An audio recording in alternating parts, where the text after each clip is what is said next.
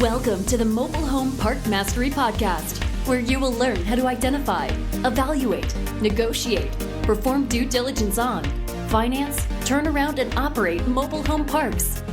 And now, here is your host, the fifth largest mobile home park owner in the United States, Frank Rolfe. The media is always trying to advance the narrative that mobile home park owners have no greater desire than to run our tenants off so that somehow we can take their homes and sell them at wild profits. And if they'd done any research, they would know that's absolute lunacy. Smart mobile home park owners have absolutely no interest in ever losing a tenant. Our profits come strictly from continuity of rent. This is Frank Rolfe, the Mobile Home Park Mastery Podcast. We're going to talk about not only the importance of continuity of rent, but how to achieve that in your mobile home park. Now, why do we want to have rent without any break in it? Well, the reason is simple. We're a parking lot business model. We simply want to rent parking spaces for people to park mobile homes. They didn't pay us the lot rent, and we are perfectly happy. And the worst thing that can happen to you as a park owner is when there's an aberration, a break in that beautiful continuity of rent. Because when that happens, here's what is typically involved. If a tenant runs off and abandons their mobile home, first you have to somehow obtain title to that home. And that means an abandonment of property action through an attorney. So that alone will cost you probably a couple $1,000s. And then the home will probably sit empty during that entire time where you're trying to get title to the abandoned mobile home. And based on your state, that could easily take 3 or 4 months. Assuming your lot rent is $400 a month, there's another $1,600 there. We're at $3,600. And now, once you obtain possession of the home, you now have to go in and fully remodel it. That's going to cost you probably another $4,000. And then you have your marketing costs to try and get it refilled. And by the time you add all of that together, you're nearly at $10,000. That's the punishment that you have if you have someone abandon a mobile home. So clearly the goal as a park owner is to never let that happen. We want to have the people either in the home or we want to know well ahead of when they're going to leave and help usher them through a process, an orderly process to make sure that that home never goes vacant. So why would someone leave a mobile home? We all know that there's no more inexpensive place you can live in America in a detached housing form than a mobile home in a mobile home park. It's not rocket science. The average house, single-family brick house in America today, is somewhere between $300,000 and $400,000. And the average apartment rent in America today is over $2,000 a month. Indeed, there's nothing you can possibly live in besides your car that is as inexpensive as a mobile home park lot rent. And contrary to what the media may say, where they would say, well, but the mortgage on the mobile home is so crushing. Well, the fact is about 80% of every mobile home in America in a mobile home park is owned free and clear. So no, sorry, the lot rent truly is all that the customer has to pay. So if we're the least expensive form of housing on earth, why would anyone want to leave us? Well, typically it falls down to just a few factors. Let's start with the first one, inability to pay the rent. So in this scenario, what happens is, even though the rent is very low, the customer, for whatever reason, seems unable to pay it. Now, we all know that in most states in America, the minimum wage alone, which would take you between $10 and $15 an hour, would still mean that if you pay 30% of your income as housing, anyone on this earth can readily afford to pay a mobile home park lot rent of $500 or $600 a month. You can't say, oh, I couldn't afford that. No, I'm sorry, that doesn't cut it. And as I've written many articles on, mobile home park lot rent is not to those customers even their most expensive bill. In fact, it comes down fifth on the food chain. Go to your own government websites, put in any form of income, and it shows you what your budget should be for your household. And you'll see that your rent is not number 1, not number 2, not number 3, not number 4, but yet number 5. Transportation is higher. Health insurance is higher. Childcare is higher. And your tax is higher. So it's very disingenuous when media outlets try and claim that, oh yeah, well, people can't afford to buy food because of the rent. No, they can't afford to buy food because all those other items are crushing them and have been crushing them now for the past 3 years. Costs across the board are up about 20%. But for whatever reason, someone feels they can't pay the rent, they've lost their job, perhaps it's a marriage or one spouse has run off, then what we don't want to have them do is walk off and abandon the home.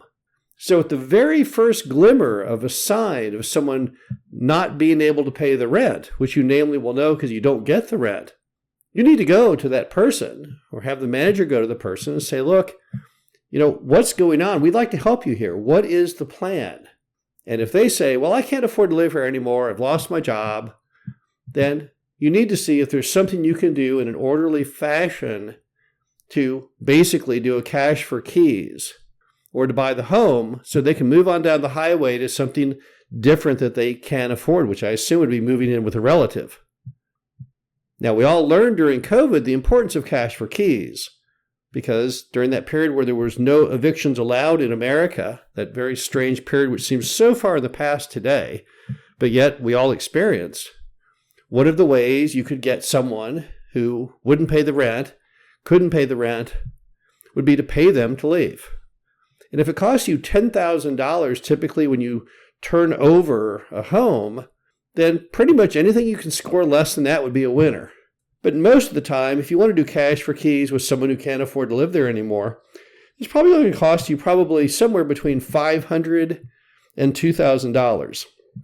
And what that gets you is it gets you hopefully the title to the home, and then not the title, then a bill of sale. And yes, you will then have to go forth and get the title, but it takes you farther ahead than you would under the abandoned property action you would have to do otherwise.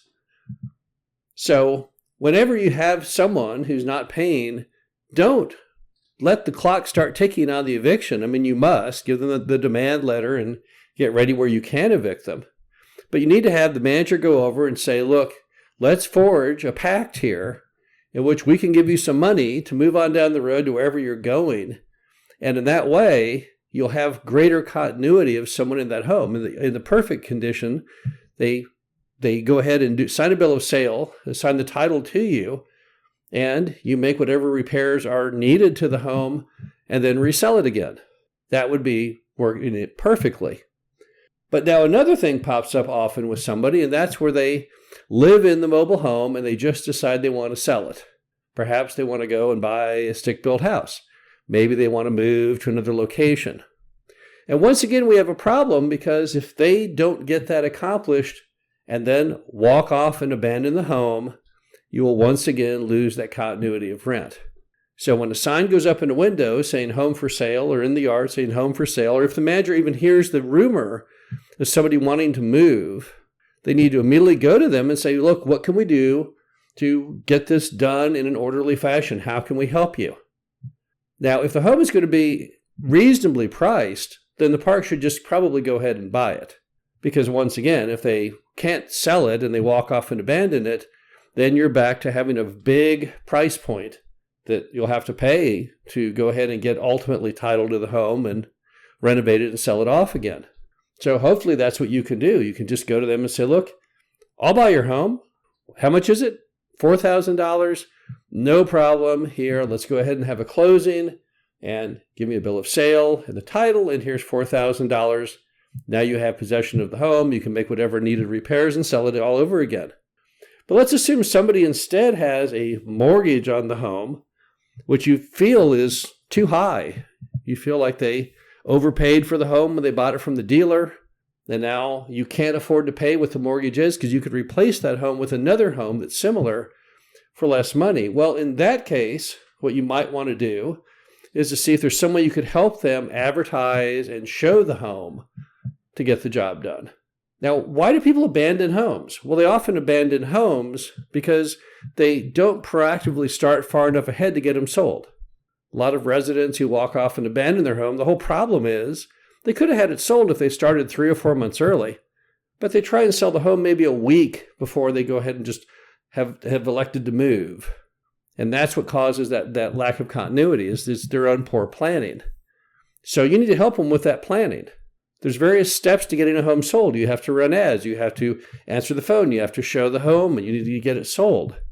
In some states, if you provide those services, you might be able to trade them what's called a home residency commitment, in which they agree that if you help them sell the home will remain in the park.